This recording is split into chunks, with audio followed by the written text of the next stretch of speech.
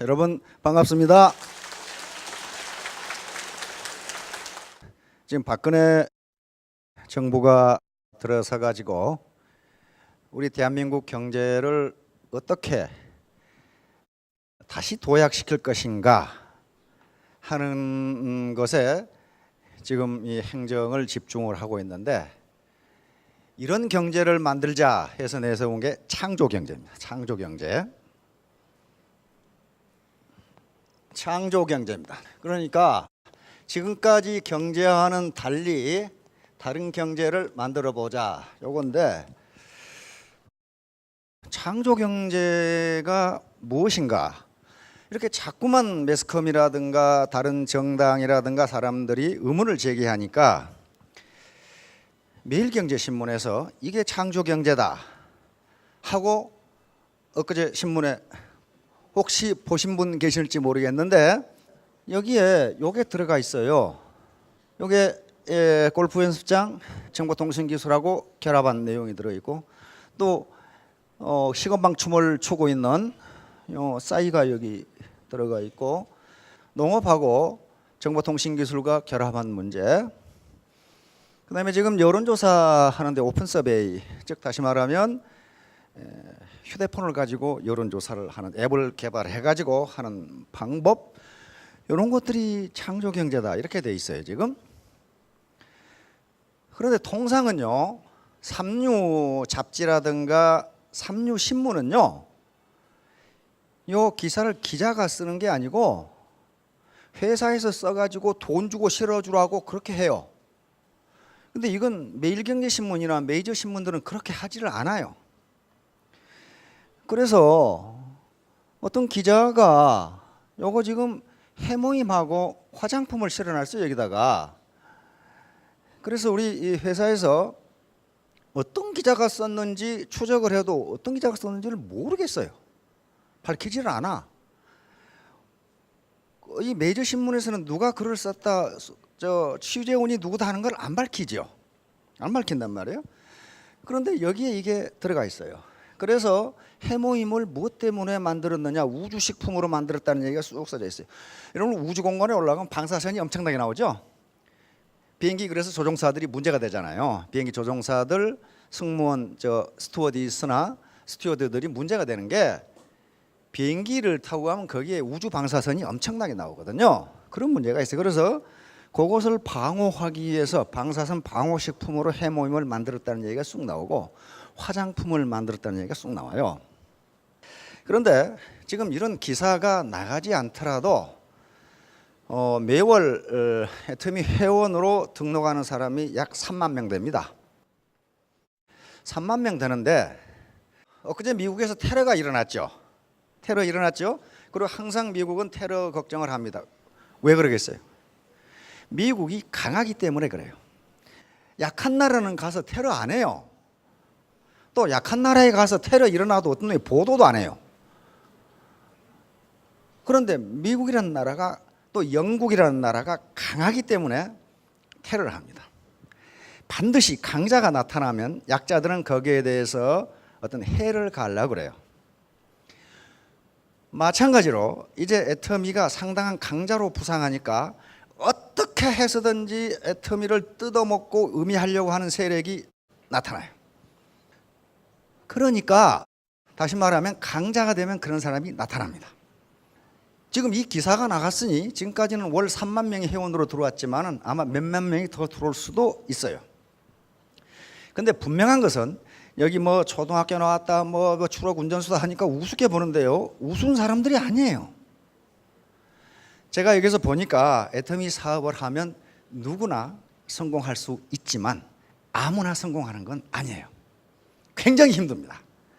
세상에 쉽게 돈 벌 수 있는 방법이 있다면요, 서울대학 나온 놈들이 다 차지하고 없어요. 여러분 목까지 안 가요. 쉽게 돈 벌 수 있는 방법은 머리 좋고 가방끈 긴 사람이 다 차지하고 없다니까요. 그리고 그 사람들도요, 쉽게 돈 버는 거 아닙니다. 굉장히 어려워요. 굉장히 어렵습니다. 그런데 시스템이 분명히 돈을 벌 수 있는, 성공을 할 수 있는 시스템이지만은 가만히 앉아서 돈 벌 수 없습니다. 세상에 공짜는 없어요. 그런데 세상에는 남에게 꿈을 주고 사는 사람들도 있지만은 남의 꿈을 뺏고 사는 사람들이 있어요. 남의 꿈을 뺏고 살면 잘 될 것 같은데요, 처음에는 잘 돼요. 잘 되는데 나중에 패가망신해요. 남의 꿈을 뺏고 살아가지고 잘 되는 사람을 한 사람도 본 적이 없어요. 혹시 본 사람 있으면 저한테 소개 좀 해주세요. 그렇게 안 돼요. 자연법칙에 작용과 반작용의 법칙이라는 게 있습니다. 작용을 하면 반작용이 있어요. 근데 그 작용과 반작용의 크기가 같습니다. 똑같아요. 예를 들면 내가 기분이 나쁘다고 바위를 발로 걷어 찼어. 그럼 누가 아파요? 바위가 아파야지 왜 내가 아프냐 그 말이에요. 바위가 아파야지. 내가 바위를 걷어찬 것을 작용이라고 그럽니다. 액션이라고 그러거든요. 액션. 그런데 내가 발로 걷어차면은 바위도 똑같은 힘으로 나를 걷어찹니다. 그걸 리액션이라고 그런단 말이에요. 반작용. 리액션이라고 그런단 말이에요. 반작용. 그래서 이 두 힘은 크기가 똑같습니다.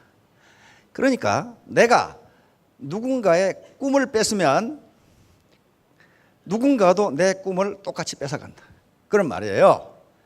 정당한 방법, 정의로운 방법으로 성공하고 돈을 벌려고 해야지 편법이나 묘수를 쓰게 되면은 절대로 그렇게 될 수가 없어요. 돈을 벌 수가 없어요. 자, 여기 이제 창조 경제라고 하니까 창조가 뭐냐? 창조는요, 무에서 유를 만드는 게 아닙니다. 무에서 유를 만드는 것은요, 신밖에 할 수가 없어요. 다시 말하면 태양 아래 새 것은 없어요. 창조는 뭐냐 하면은 지금까지 있는 것인데 관련이 없다고 생각하는 것을 관련시키는 그것이 바로 창조예요. 다시 말하면 여기에 화장품하고 해모임이 있는데 여러분 생각해 봐요. 상식적으로 한국원자력연구원에서 화장품을 만든다. 말도 안 되는 소리잖아요. 개풀 뜯어먹는 소리 아니에요. 아니 한국원자력연구원에서 원자탄이나 만들지 무슨 놈 화장품을 만들어. 아무 관련이 없는 것처럼 보이는데 관련을 시키는 걸 창조라고 얘기합니다. 그걸 창의성이라고 얘기해요. 아니 무슨 한국원자력연구원에서 한약을 만들어 해모임, 청궁, 당귀, 백작약 그렇잖아요. 청궁, 당귀, 백작약은 우리 조상들이 3000년간 먹어온 보약이에요. 그렇잖아요. 이 연구원들이 거기에 착안을 한 거예요. 우주 방호식품, 방사선 피폭이 많으면요, 오랜 시간 동안 피폭이 되면은 면역이 떨어져, 백혈구가 떨어지죠. 이런 문제에 봉착하기 때문에 어떻게 하면 면역을 올릴까라고 한국원자력연구원 연구원장님이 연구원한테 미션을 줬어. 그 면역을 좀 올리는 거야. 연구해 보라고. 여러분들이 그 과제를 받았다면 어떡하겠어요? 아니, 왜 나보고 그걸 만들라고 그래? 그럴 거 아니에요. 거기다가 밑도 끝도 없이 그 면역을 올리는 걸 한번 만들어 보라고. 그럼 어떻게 해야 되겠어요? 연구원 학자들이 뭘 생각했냐 하면은 혹시 우리 조상들이 수천 년간 보약이라고 먹어온 것 중에 그런 게 있지 않을까 그렇게 생각한 거예요. 이게 창조 경제란 말이에요. 원장님은 한약하고는 아무 관계도 없는 화학자예요. 그냥 장인순 박사님이라고 있죠. 한약은 몰라요. 그런데 이 양반은 뭘 가지고 한 거예요? 어떻게 하면 우리 직원들이 면역이 떨어지지 않도록 할 것인가 하는 인도주의적 견제에서 그렇게 한 거예요. 그렇죠? 그리고 연구원들한테 한번 연구해 보라 그랬으면 연구원들이 생각한 거예요. 그거 면역을 올려 뭘 어떻게 올리지? 그 사람 다 과학자들이거든. 저 원자력 연구하는 사람들이요. 그런데 만들라고 그러니까 만들어야 될 거 아니에요. 그러니까 거기서 그 착안을 한 거예요. 우리 조상들이 수천 년간 먹어온 보약 중에 그런 것이 있지 않을까. 그걸 찾아낸 게 사물탕이란 말이에요. 그게 창조 경제란 말이에요. 관련이 없을 것 같은 것을 연결시켜서 어떤 신제품, 부가가치가 높은 신제품을 만들어내는 것, 그런 거란 말이에요.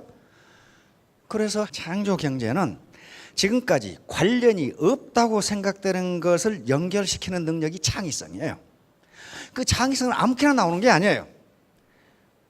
자, 그런데 많은 사람들이 아침부터 저녁까지 계속 일을 하는데 왜 못 사느냐 하는 문제. 왜 부자가 안 되느냐? 그거 이상한 거 아니에요. 이상한 거 아니에요. 여기 오신 분들도 경제적으로 뭔가 조금 어려움이 있을 겁니다. 지금까지 네트워크 마케팅, 다단계 마케팅이 두 개의 조합이 있습니다. 직접 판매 조합이 있고 특판 조합이 있고. 그런데 워낙 법이 까다롭기 때문에 점점 회사 수가 줄었어요. 줄어서 100여 개 되던 것이 70여 개로 줄었어요. 그래서 공식적으로 다단계 판매 법에 의해서 등록된 회사는 몇 개 안 돼요.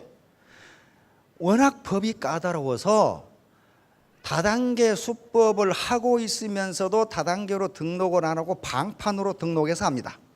이게 한 3만 개 돼요. 그러니까 모든 문제를 저지른 회사들이 이런 회사들이에요. 예를 들면 우리나라 상법에 회사를 법인을 설립하는데 5천만 원이면 됩니다. 5천만 원이면 법인을 만들 수 있어요. 근데 이건 아마 유연적 소지가 있을 거예요. 누가 지금 유연 소송을 안 해서 그렇지. 다단계 업은 5억이 있어야 돼요. 그러니까 일반 회사는 5천만 원이면 되는데 이건 5억이 있어야 돼요. 그리고 3개월 동안 판매액의 20%를 현금으로 갖다 둬야 돼요. 조합에다. 다시 말하면 100만 원을 매출했으면 20만 원을 조합에 갖다 두라 이거예요.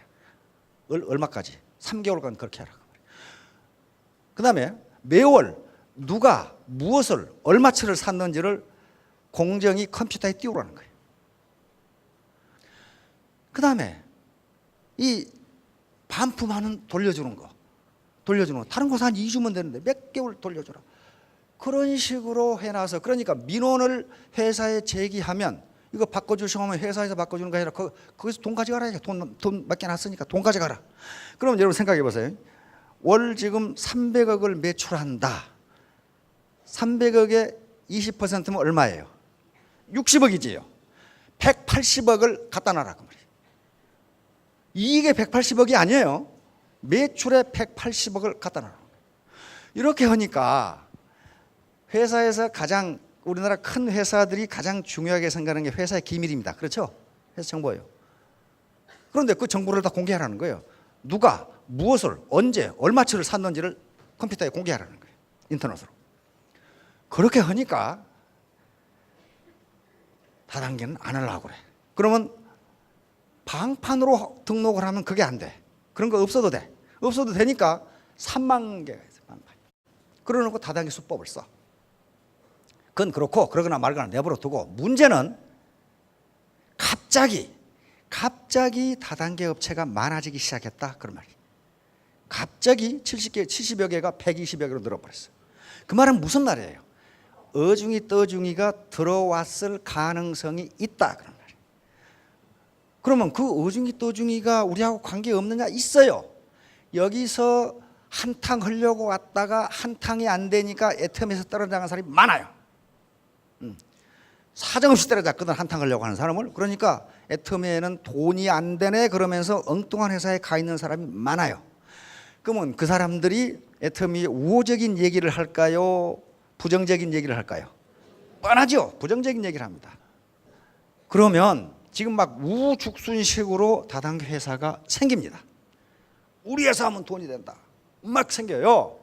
그러는 경우에 어떻게 할 것이냐? 어떻게 이 회사가 정상적인 회사인지를 알 것이냐 하는 문제예요. 이건 누구 몫이에요? 자기 몫이에요. 자기 몫이에요. 왜냐하면 어떤 회사에 가서 사업 설명회를 하든 우리 회사는 사기치는 회사니까 오지 마시오. 그런 미친놈은 없어. 애터미에서 1년간 돈이 안 되는 걸 우리는 2개월이면 된다고 다 그러거든. 그럼 2개월이면 돈이 되려면 어떻게 해야 되겠습니까? 밑에 놈 뜯어먹지 않고는 방법이 없어요. 방법이 없습니다. 대한민국에서요 지금 정기예금 이자율이 4%가 안 됩니다. 그렇잖아요. 4%가 안 돼. 연 4%예요. 연 4%. 그런데 어떻게 2개월 3개월 만에 그 많은 돈을 벌어요? 방법이 없어요. 그렇게 되지 않습니다. 절대로 그렇게 안 돼요. 연 이자율이 정기예금이 4%가 안 되는데 어떻게 그렇게 빨리 돈을 버느냐? 말이 되질 않아요. 그러면 어떻게 판별할 것이냐? 이 사업을 할 것인가 말 것인가를 이제 결정을 하는데 요게 나 같은 사람도 성공할 수 있을까? 다시 말하면 내가 뿌린 대로 거둘 수 있느냐 하는 걸 봐야 된다 말이야. 내가 뿌린 대로 거둘 수 있느냐. 죽으라고 고생하는데 통장에 돈은 안 들어오고 이렇게 되면은 뿌린 대로 거두지 못하는 거거든요. 그 다음에 어떻게 할 것인가. 사업 방법인데 사업 방법이 정당하지가 않다면, 대한민국 사회에서 그것이 용인이 되지 않는다면 그건 분명히 뭔가 좀 수상한 회사예요. 뭔가 수상한 회사예요. 자, 요걸 잘 봐야 돼. 합법성. 설립. 아마 지금 직판이나 특판에 등록되어 있는 최근에 갑자기 50여 개가 늘어났는데 이 회사들은 합법적으로 설립된 회사니 틀림없어요. 합법적입니다. 근데 설립의 합법성과 사업의 합법성은 다른 차원이에요. 다른 차원입니다. 예를 들면 어떤 와이셔츠 한 장, 2만 원 하는 와이셔츠 한 장을 200만 원에 판다고 해서 불법 아닙니다. 그러나 그건 사업 방법에 도덕적으로 문제가 있어요. 어떻게 2만 원짜리를 200만 원에 파느냐. 그런 회사 있거든. 있어요. 그러니까 설립이 합법적이냐. 합법적이 아니면 말할 것도 없고 합법적이라도 사업 방법이 합법적이라는 걸 봐야 되고, 그 다음에 도덕성, 경영 능력. 도덕성만 있다고 되는 게 아닙니다. 경영 능력이 있느냐, 비전을 가지고 있느냐는 문제. 그 다음에 제품의 경쟁력이, 이게 가장 어쩌면 중요할지도 몰라요.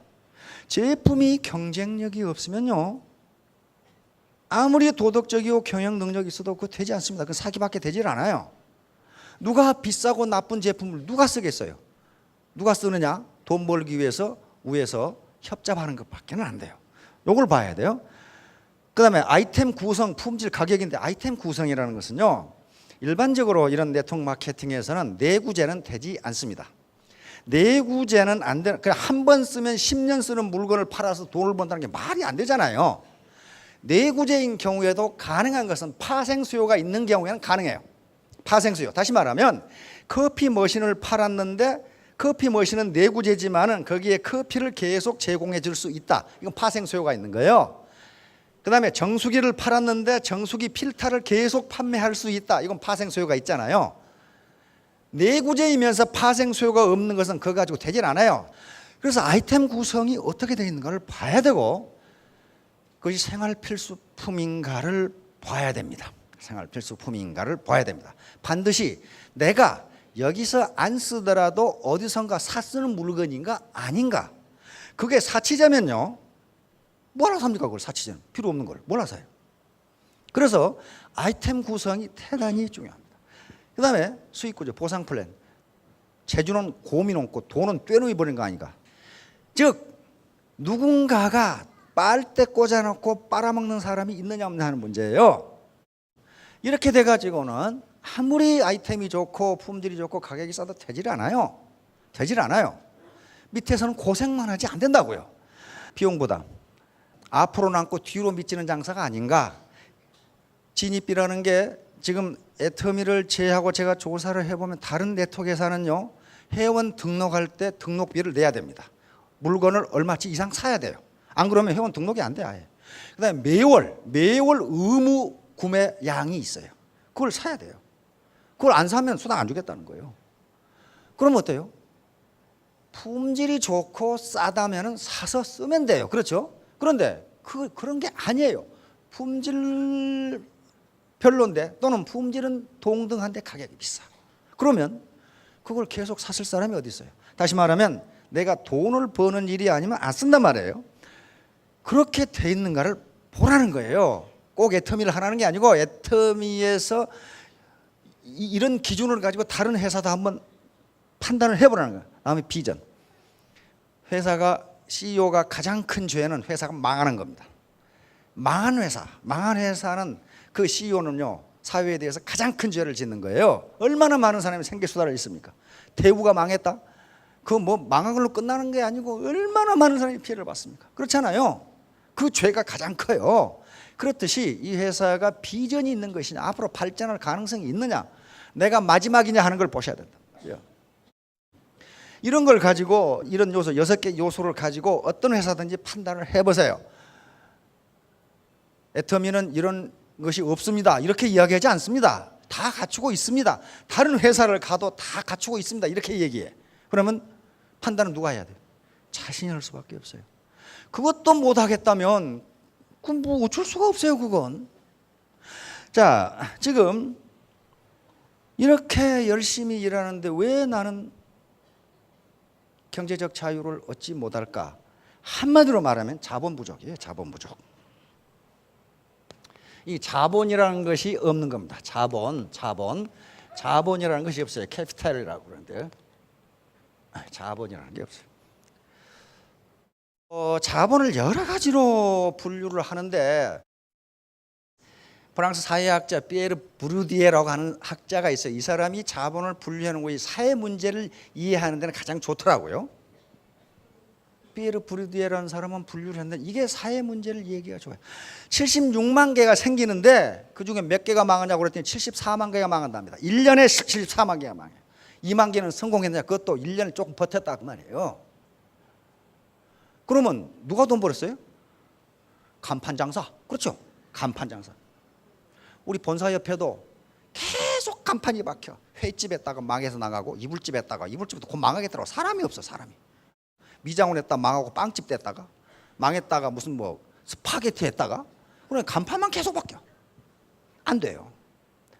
그럼 왜 안 되는가 하는 거예요. 왜 안 되는가? 뭐 안 되는 이유를 알아야 될까? 재수가 없어서? 재수 가지고 따지면 그건 안 돼요. 재수 가지고 따지면 평생 재수가 없어요.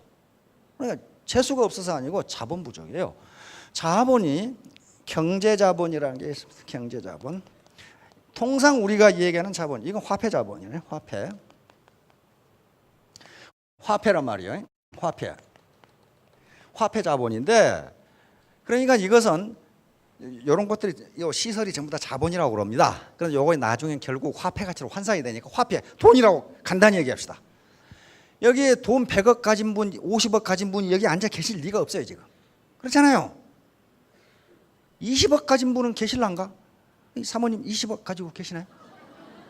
20억 가지고 계시다. 그런데 그게 유동자본이 아니고 고정자본으로 있을 가능성이 많아요. 시골에 땅 사러 가보면요. 우와, 나 시골 분들라 그렇게 재벌인지를 몰랐어요. 그 평범한 밭인데 평당 80만 원이더라고. 3만 평이면 얼마입니까? 240억. 그런데 그분 주머니에는 빈털털이야. 아무것도 없어. 고정자본이 그렇다는 거지 유동자본이 없어요. 화폐자본이 없다고요. 그러면 요게 경제자본, 쉽게 말해서 현금화할 수 있는 화폐자본, 이거 주식이라든가 채권 다 마찬가지요. 금이나 이런 거 가지고 있으면 생산성이 올라요. 생산성이 오릅니다. 100억 가지고 있으면 은행에 예금만 해도 4%여도 얼마입니까? 4억이잖아요. 그렇잖아요. 4억 가지면 좀 쓸만하지요? 그거 좀 부족합니까? 쓸만하잖아요. 이 화폐 자본이라는 걸 가지고 있으면 자기가 아무것도 하지 않아도 이 자본이 생산을 해준다고요. 그러잖아요. 주식 100억 가지고 있어봐요. 매년 배당금 나오잖아요. 배당금 나오고 주식 가격이 올라요. 그러면 자기가 맨날 골프만 쳐도 누가 생산성을 발휘해줘요? 자본이 생산성을 발휘해줘요. 이게 자본 시스템이. 그러니까 이 화폐 자본을 많이 가지고 있는 분은 다시 고정 자본을 이 화폐 자본으로 만들 수가 있어요.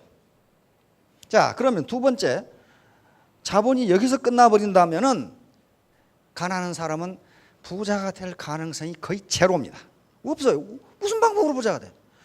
구멍가게, 다시 말하면 자영업 76만 개, 74만 개 망하는 게 이것 때문에 망하는 거예요. 적어도 자기 돈으로, 자기 자본으로 했다면 그렇게 망하지는 않을 거예요. 한 2년은 버틸 거예요. 그렇죠? 전부 다 대출해가지고 했기 때문에 이자 감당이 안 되고, 그냥 뭐 감당이 안 돼요? 가계세 감당이 안 돼. 그렇죠? 그 가계라는 고정자본이 자기 거라면은 망하지는 않아. 밥은 먹고 살아. 그렇죠? 밥은 먹고 살아요. 그런데 가계세 내고, 유틸리티, 전기라든가 수도세 내고, 인건비 내고, 그 다음에 돈 빌렸으면 돈 이자 나가고, 어떻게 감당을 해? 1년 버티기 힘들어요. 뭐 때문에? 화폐 자본이 없어서. 화폐 자본이 없어서.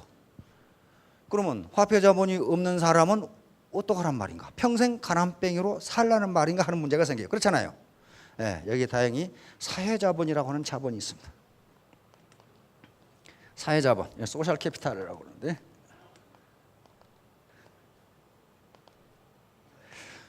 이것은 사회자본은 종류가 무지무지 많은데요, 결론적으로 말하면 사회적 연결망이에요. 소셜 네트워크예요. 소셜 네트워크, 사회적 연결망입니다. 연결망, 사회적 연결망, 이게 자본이에요. 다시 말하면 이 학자가, 피에르 부르디라는 학자가 이 자본이 무엇인가를 연구하게 된 동기가 어디 있냐면요, 어째서 부자들은 계속 부자로 살고 가난뱅이는 계속 가난하게 사는가? 무엇 때문에 이러는가? 무엇 때문에 사회적 계층 이동이 이렇게도 안 되는가 하는 걸 연구하다가 이런 걸 발견해낸 거예요. 다시 말하면 사회적 연결망, 여러분들이 신문에 가끔, 뉴스에 가끔 어느 부장판사는 퇴직해가지고 전화 한 통화에 1억 받았다, 그런 말 있죠. 1억 받을만 해요. 뭐 때문에? 구속될 놈을 집행유예로 풀어나게 했잖아요. 그렇잖아요. 그게 사회적 연결망이에요. 그 부장판사는 또는 부장검사는 거기에 지금 현역에 있는 판사와 검사하고 사회적 네트워크가 되어 있단 말이에요. 잘한다 그러면 인맥이 되어 있다 이 말이에요. 그러니까 그 사람이 지금 검사에게 전화하면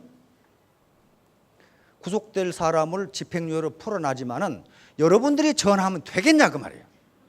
안 돼요. 되겠냐 그 말이에요. 왜?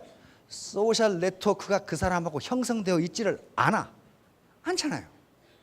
그러니까 다시 말하면 소셜 네트워크, 사회적 네트워크의 퀄리티, 질과 양에 따라서 그 사람의 소득은 결정된다예요. 그런데 모든 인간은 사회적 연결망을 가지고 있습니다. 다시 한번 인맥을 가지고 있는데 이 사람이 조사를 해보니까 가난뱅이들은 전부 가난뱅이들하고 연결되어 있더라고 말이에요. 여기에 전화해가지고 구속될 놈을 집행유예로 풀어내지 못하더라 그런 말이에요. 이 사회적 연결망을 어떻게 넓힐 것이냐 하는 문제예요. 세 번째, 문화자본이라고 있습니다. 문화자본, 문화자본, cultural capital이라고 하는데, 이것은 사회적인 학위라든가 자격증이라든가 문화적 혜택입니다. 의사 자격증을 가지고 있다. 하버드를 나왔다. 서울대학을 나와서 그 졸업장을 가지고 있다. 변호사 자격증을 가지고 있다. 회계사 자격증을 가지고 있다. 이것은 어떤 성장하면서 얻어진 자격증이에요. 여러분, 의사 자격증 가진 사람과 포클레인 자격증 가진 사람이 누가 소득이 많겠냐 하는 거예요. 누가 자본이 많으냐 하는 거예요. 생산은 자본에 의해서 이루어지거든요. 정말 자본이 많으냐. 그 다음에 문화자본은 어떻게 되느냐. 한 인간이 태어나서 자기도 모르게 받아온 교육에 의해서 문화자본은 형성된다, 이렇게 돼 있어요. 다시 말하면 그 사람의 매너라든가 품위, 그리고 교양미, 세련미, 이런 것들은 지어먹은 마음으로 되지 않는다 그런 말이에요. 되지 않는다. 그런데 사회적으로 교양미가 있고 세련미가 있고 매너가 좋고 그 다음에 아주 품격 있는 언어를 구사하고 하는 사람이 사회적으로 더 좋은 위치에 올라가겠느냐, 10원짜리 동전 입에서 계속 나오는 사람이 사회적으로 좋은 위치에 올라가겠느냐 하는 거예요. 다시 말하면 이 사회자본과 문화자본의 크기가 결국 뭘 결정하냐 하면은, 뭘 결정하느냐, 경제자본의 크기를 나중에 결정하더라 그런 말이에요. 사회적으로 좋은 대학, 좋은 학위, 그 다음에 인정받는 어떤 자격증, 그리고 세련미, 그 다음에 사회적 네트워크가, 자기가 알고 지내는 인맥이 상당한 수준에 있는 사람들은 소득이 높더라는 거예요. 거기서 넣는 소득이. 그래서 이것이 다시 경제자본으로 가고 경제자본이 다시 사회자본으로 오고 이 악순환을 계속하기 때문에 사회적 계층 이동은 되지 않는다, 이렇게 결론낸 거예요. 그 좋은 예가 서울대학이에요. 서울대학 학생 조사해 보세요. 자기 부모가 전문직과 관리직에 있는 사람이 70, 80%. 서울대 학생이 그렇게 생겼어요. 연고대도 마찬가지예요. 자기 부모가 전문직이나 관리직에 있는 사람이 거의 70%예요. 그럼 옛날에는 농촌 사람이 많았는데 그때는 그랬어요. 왜 그렇게 했어요? 그때는 관리직이나 전문직이 별로 없었거든. 다 농사꾼이었거든. 지금은 그렇게 되지 않는다는 거예요. 되지 않는다. 왜 그러냐면은 그러면 그 서울대학에 들어간 전문직, 관리직 자녀들이 다 머리가 좋은 자 그게 아니라는 거예요. 그게 아니에요. 태어나서 성장해오는 과정에서 학업을 할 수 있는 분위기 속에서 살았기 때문에 그렇게 된다는 거예요, 지금. 우리 시중에서 이 베스트셀러가 되었던 책이 괴짜 경제학, 또 슈퍼 괴짜 경제학이라는 프리코노믹스를 그렇게 번역을 해놨어요. 시카고 대학 교수가 쓴, 젊은 경제학자가 쓴 건데요. 자녀의 성적과 부모하고 무슨 관계가 있는가를 통계학적으로 분석해 놓은 게 있어요. 거기 보면 부모가 어떤 직업일 때 자녀의 성적이 좋은가, 무엇일 때 나쁜가, 이혼했다, 이거 어떻게 되냐 하는 문제를 다 통계학적으로 검사해 놨어요. 그런데 뭐가 있냐면은 부모가 가지고 있는 책의 권수와 자녀의 성적은 비례한다 이렇게 돼 있어요. 오늘 가서 책방에 가서 책 쏘은 사람 무지하게 많을 텐데 그게 그런다고 되는 게 아니고 그 말은 무슨 말이냐면 평소에 공부하라고 하지 않아도 부모가 연속극만 보고 있는 사람과 책을 보고 있는 사람은 그 자녀들이 배우는 문화가 다르다 그런 얘기예요 지금. 그러니까 서울대학에 들어가는데 다 머리가 좋은 게 아니고 커나올 때 그 문화적 환경 속에서 자랐기 때문이다 그런 얘기예요 지금. 자, 그러면 여기에 지금 오신 분들 중에 경제자본이 풍부하지 못해. 땅은 20억 가지고 계신 분이 상당히 많아요 보니까 땅. 근데 주머니는 먼지가 지금 조금 이렇게 날라오고 그래. 왜? 유동자본이 없어. 고정자본은 있는데. 그 다음에 뭐 아까 이 리더블도 생각했지만 문화자본도 그렇게 풍부하지가 못한 것 같아. 에? 이것들이 나타나는 게 상징자본입니다. 상징자본이라는 저 사람은 괜찮은 사람이야 이렇게 인정해 주는 거예요. 저 사람은 괜찮은 사람이야.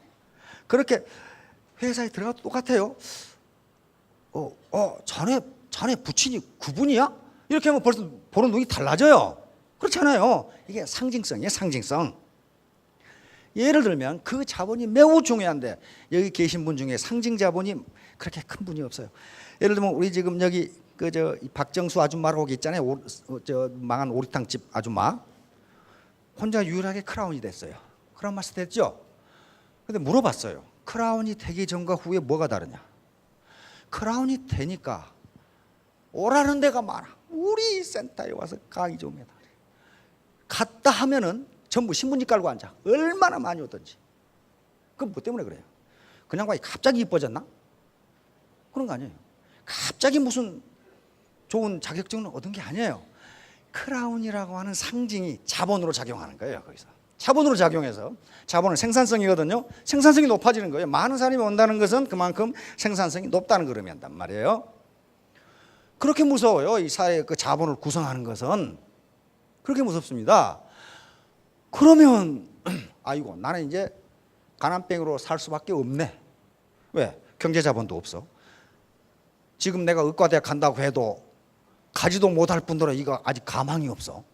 내가 어떻게 서울대학을 들어가면 내가 김연아처럼 어떻게 스케이팅을 타서 어떻게 할 것이냐. 방법이 없잖아요. 자본이 없으면 안 되는데 유일하게 우리가 여기서 넓힐 수 있는 자본이 사회자본이에요. 사회자본.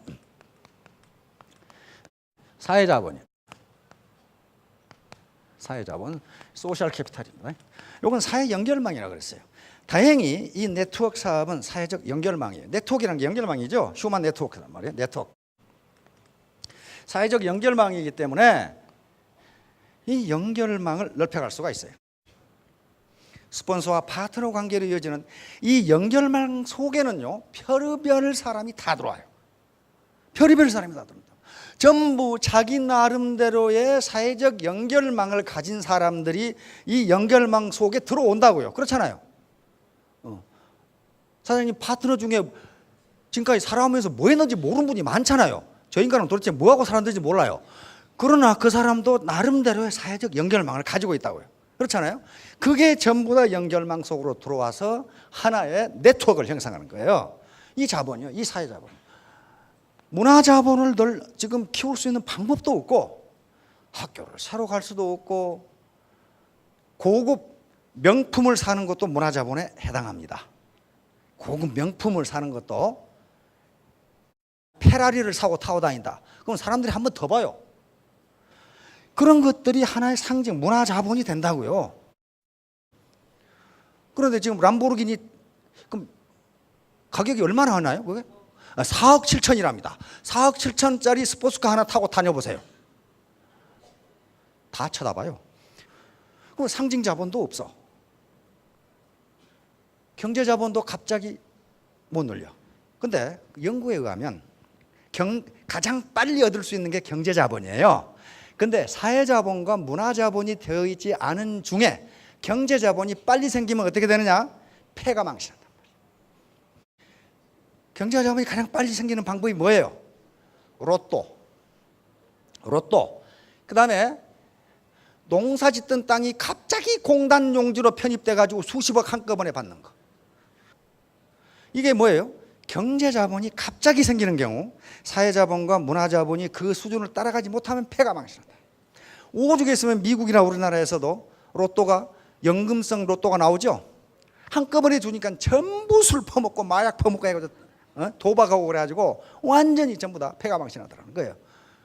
그것은 그 자본을, 경제 자본을 컨트롤할 수 있는 문화 자본이, 다시 말하면 내 품위가 아직 없다는 거예요. 지금 뭐 다 그런 건 아니겠죠.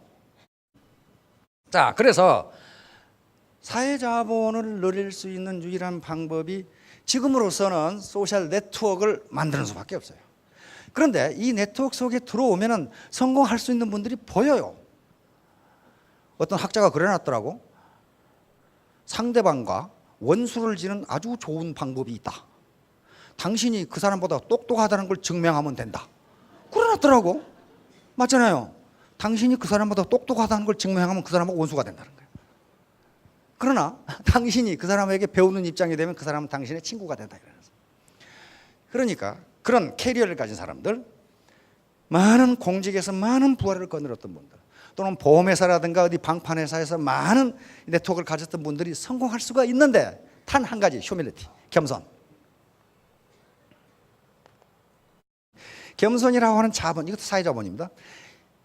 도덕성, 겸손, 규범, 신뢰, 이런 것들이 사회자본 밑에 들어가서 이것이 네트워크를 형성하도록, 연결망을 형성하도록 돼 있어요. 예를 들면 부도덕하고 거짓말하고 교만한 사람이 소셜 네트워크가 커지겠냐 그 말이에요. 안 커지잖아요. 누가 그런 사람하고 친구하겠어? 맨날 거짓말하고 교만하고 지 말만 하고 남의 말 안 듣고, 그런 사람은 소셜 네트워크가 커지질 않아요. 그러니까 소셜 네트워크가 자본인데 그 밑에 하위 개념이 많이 있습니다. 창조 경제가 나왔기 때문에 생각해 보세요. 76만 개의 자영업이 생겨서 74만 개가 망한다. 그 말은 무슨 말이냐 하면은 자기 자본을 축적하지 않고 이거 하면 잘 되려나 저거 하면 잘 되려나 그렇게 해가지고는 안 된다. 그럼 안 된다. 절대로 안 된다. 내가 지금 경제 자본은 돈이 없어서 하는 것이니까 지금 누릴 수 있는 방법이 없고, 유일한 방법은 로또고, 그 다음에 문화자본은 지금 내가 대학을 다닐 수도 없고 의과대에 갈 수도 없으면 문화자본도 안 되고, 오로지 가질 수 있는 것은 소셜 네트워크, 사회자본밖에 없어요. 사회자본은 뭘로 나타나느냐? 사회적 연결망으로 나타납니다. 그래서 연결망, 이걸 키우게 되면은 반드시 성공합니다. 그러나 어떤 요행에 의해서, 배팅이라든가 어떤 방법에 의해서 묘수를 써가지고 단시간 내에 돈을 벌겠다, 그런 방법은 대한민국에는 존재하지가 않아요. 절대로 그런 거 없습니다. 남의 꿈을 뺏고 살면은 당장 주머니가 채워지는 것 같은데 그 꿈은 누군가가 또 뺏어갑니다. 그러니까 서로 꿈을 주고 살면은 네트워크를 형성해가지고 모두 다 성공하실 수 있을 겁니다. 자, 모두 크게 성공하시기 바랍니다. 감사합니다.